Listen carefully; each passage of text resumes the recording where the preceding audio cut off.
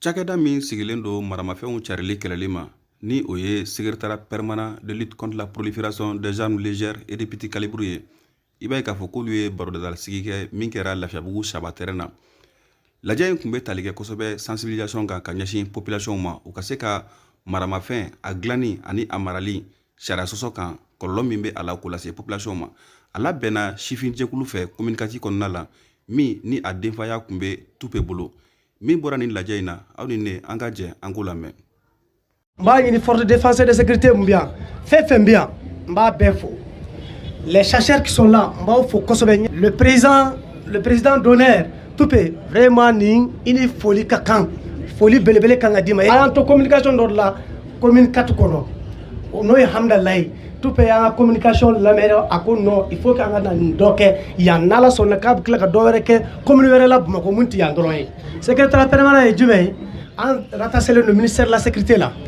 Secrétaire permanent créera san jumɛn l'an 2017 ordonnance dɔ de y'a créé fo mɔgɔw k'o dɔn kosɛbɛ. Ordonnance dɔ de ye secrétaire permanent créé a rattaché le jumɛn la a rattaché le ministère de la sécurité et de la protection civile n'o ɲɛfɔra aw ɲɛna todunkan na yan bamanankan na sisan département ye mun ye. Secrétaire permanent jɔn ni jɔn de b'a kɔnɔ. Secrétaire permanent cɛw b'a kɔnɔ musow b'a kɔnɔ mais surtout fonctionnaire a fɛn fɛn b'a kɔnɔ a bɛɛ fonctionnaire ye. Jɔn ni jɔn de b'a kɔnɔ tuguni sɔrɔsiw b'a kɔnɔ gendarmew b'a kɔnɔ enseignants b'a kɔnɔ policiers b'a kɔnɔ protection civile b'a kɔnɔ. An ka jɛn fɛngɛlen don fɛn fila de kan. Fɔlɔ ye mun ye o ye sensibilisation i n'a fɔ u bɛ ka mun kɛ nin sensibilisation an ka jɛnsɛn belebeleba ye o kɔni n b'a fɔ aw ɲɛna bi aw k'o faamu o la o ye mun ye malifako aw k'a dɔn a bɛ daminɛ depuis lam bandigi biki ka na aw ɲɛ bɛ fɛn fɛn mun na yan k'o kunnafoni ɲini k'a d'aw ma k'a kɛrɛnkɛrɛnya la fɛn fɛn mun ka kan k'a minɛ mun ma kan k'a minɛ parce que a bɛ dɔw bolo o ma kan ka n'a ye a tɛ dɔw bolo dɔw b'a fɛ k'a ɲini wa a bɛ dɔw bolo o b'a fɛ k'a d'a ma. Secrétaire permanent ye jumɛn ye tuguni ni jɔsen fɔlɔ ye filanan ye fana ye arme ko nin de ye la sécurisation des armes notamment les incidents des armes kɔlɔlɔ min bɛ ka ɲɛsin population ma o fana an b'o explication di mɔgɔw ma o jɔyɔrɔw dɔw la i n'a fɔ marifa min sera a bɛ se ka sonyɛla ka bɔ yɔrɔ dɔ la a nana yɛrɛ sɔrɔ Bamakɔ yan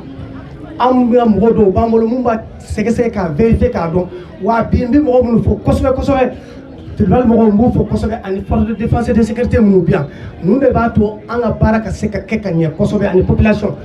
a bɛɛ bɛ population de bolo fo vous comprenez un peu justice de b'a to marifa fɛn fɛn mana minɛ ka taa d'u ma olu de b'a to an ka se k'a dɔn an ka se ka profilage kɛ. Secrétaire permanent ye jɔn ye an bi région kɔnɔ an bi commune kɔnɔ an bi fɛnw kɔnɔ cercle kɔnɔ an bi district de Bamako fana kɔnɔ. Ne tɔgɔ ye Alassane Kone ne bɛ baara kɛ cakɛda la min tɔgɔ ye secrétariat permanent de lutte contre la prolifération des armes légères et de petits calibres. Jamana ye cakɛda min bila sen kan ka ɲɛsin maramafɛnw cɛli kɛlɛ ma an ka jamana kɔnɔ. Ye n ka baara ye kalan bilasira ani kunnafoni di de n'an k'o ma chargé des programmes de sensibilisation. Maramafɛn ye fɛn min man ɲi surtout marifa an ka jamana sariya kɔrɔ bɛ kuma marifa de kan kosɛbɛ kosɛbɛ a ko marifa man ka di bɛɛ ma o kɔrɔ ye jumɛn ye marifa walima i ka se k'ale mara fo k'a sɔrɔ yamaruya sɛbɛn de b'i bolo sɛbɛn min yamaruya fɔlɔ k'a san sɛbɛn min tila k'i yamaruya k'i k'a mara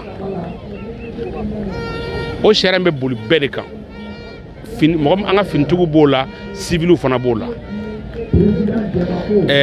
min ye k'a fɔ ko n ye finitigi ye bi n bɛ wuli ka marifa 2 3 ta ka gulon yɛrɛ la o tɛ daga sariya ko n'a bɔra jamana ye marifa min d'i ma jamana lakani kama o kɔfɛ n'i bɛ marifa wɛrɛ mara f'a k'a sɔrɔ i yɛrɛ yamaruya sɛbɛn ɲini i n'a fɔ sili b'a ɲini cogo min na marifa fana a bɛ n bolo n b'a di karisa ma o tɛ daga bilen hali n'a sɔrɔ a b'e bolo sariya kɔnɔ n'i b'a di maa ma i b'i gɛlɛya a tigi ka tɛmɛ sariya ka siraw bɛɛ fɛ a ka marifa marali papiye ɲini sariya ka sira fɛ o la i bɛ sɔrɔ k'a d'a ma a dicogo fana sariya min ye ka papiye d'i ma i bɛ taa n'o sariya kelen o fanga tigilamɔgɔ kelen de fɛ yen u b'a bɔ e tɔgɔ la k'a yɛlɛma a tɔgɔ la o la i bɛ sɔrɔ k'a d'a ma marifa an ka cakɛda ka faamuyali la ani an ka baara taabolo la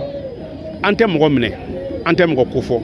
maramafɛn n'a b'i bolo i yɛrɛ y'a dɔn k'a fɔ a t'i bolo sariya kɔnɔ cogo si la sɛbɛn foyi t'e bolo a la e dun b'a dɔn n'a ye yiri bolo hali k'a y'i bolo gansan sariya kura b'a yira k'i ka kan ka ɲagi o la i bɛ se k'i bolo bɔ a la i b'an ka cakɛdaw wele an ka mɔgɔw wele an ka mɔgɔ bɛ commune bɛɛ la bi Bamakɔ kɔnɔ n taara mairie la mairie o mairie la mɔgɔ minnu ka baara ye an ka cakɛda baarakɛla minnu bɛ yen nɔ u bɛ mairie bɛɛ la ni sa yɛrɛ ka b'u yiri la barafɛn n'i b'a b'i bolo k'a sɔrɔ i ma ɲagi o m'i kofɔ k'a sɔrɔ la kɔlɔlɔ foyi m'i sɔrɔ n b'a fɛ k'o de pɛrɛn latigɛ marifa dilanli tɛ daga an ka jamana kɔnɔ bilen k'a sɔrɔ yamaruya sɛbɛn t'i bolo sɛbɛn min ni minisiri b'a d'i ma minisiri min ɲɛsinnen don lakana minisiriya lakana ma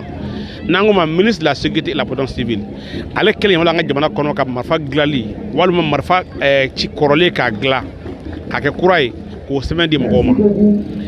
n'o t'i bolo i k'i gɛlɛya i k'o ɲini i ka sɔrɔ ka marifa dilan kɛ o tɛmɛnen kɔfɛ marifa bɛ mɔgɔ minnu bolo u ka sow kɔnɔ ka papiye t'a la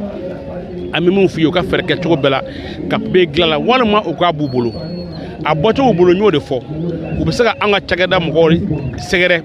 Bamako mairie bɛɛ kɔnɔna la ka taa d'u ma k'a sɔrɔ kɔlɔlɔ foyi t'a la n'o tɛ n'a yer'i bolo k'a sɔrɔ papiye t'a la yeli gansan an y'a fɔ ko marifa catégorie fɔlɔ n'o donso marifa ye i b'a daminɛ san 1 kaso fo ka taa se san 5 kaso ma o tɛmɛnen kɔfɛ min ye pistolet ninnu ye ale ni sɔrɔdasi marifa n'o yer'i bolo i bɛ se ka san 7 kaso kɛ i bɛ se ka ɲagi fo sewari 3 bi bi na sariya b'o fɔ donc o bɛ ko min na i bɛ se k'a b'i bolo k'a sɔrɔ tɔɔrɔ foyi min sɔrɔ i ka taa o sira fɛ o de ka fisa an bɛ wele da ka se bɛɛ ma marafɛn mana kɛ maa bolo i ka so marifa la a ka marifa sugu o sugu ye k'i b'a dɔn k'a fɔ k'a t'i bolo sariya kɔnɔ i k'i gɛlɛya ka papiye k'a la i ma se papiye k'a la i k'i gɛlɛya i k'an ka cakɛda mɔgɔw sɛgɛrɛ i k'a b'i bolo k'a sɔrɔ tɔɔrɔ foyi min sɔrɔ. anw ye donsow ye sɔrɔsi marifa anw t'a mara anw b'a fɔ an ka mɔgɔw ye an b'a fɔ an ka donso bɛɛ ye mɔgɔ mɔgɔ n'i ye donso ye k'i b'anw ka jɛkulu kɔnɔ an b'a f'i ye sɔrɔsi marifa hali n'a dir'i ma ko dɔrɔmɛ 5 kɔnɔ san n'i y'a san kungo b'a nɔfɛ mɛ bɛ san sa la yan dɔrɔn tɛ mali yɔrɔ b'an b'a fɔ bɛɛ ye mɔgɔ mɔgɔ n'i y'aw ka donso quartier ta an b'a f'i ye quartier tɛ f'i kɔni ye a ma d'i ma bandiya kama malivagabɔya kama mɛ min ɲini fɛ lasasi i b'o ɲini ka papiye fana ɲini n'o t'a la fana kana mara sɔrɔsi marifa dɔrɔmɛ 5 na dir'i ma kana san i ta tɛ i n'a man kan o y'anw ka baara ye donc ni an sigir'o kuma kunna hali bi ko kelen an kɔni b'o kan mais min ye marifa ko ye marifa kungo ka ca dɛ tuma ne b'a ɲini état fɛ donso bɛ donso mun bolo ni papiye t'u la u ka yɔrɔ sigi yɔrɔ min b'a kɛ ni papiye bɛ taa kɛ marifa ninnu na parce que marifa min don u n'a ka kan armée légère don karolisi don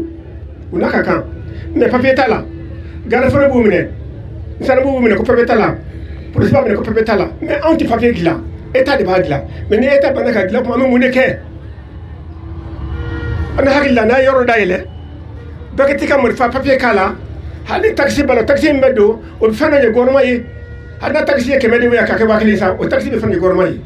waati tɛmɛnen marifa l'impôt anw tun b'a sara 5000 francs san o san carabine 10 000 francs san o san ne ka ci marali bɛ n bolo yan mais o bɛɛ dabilara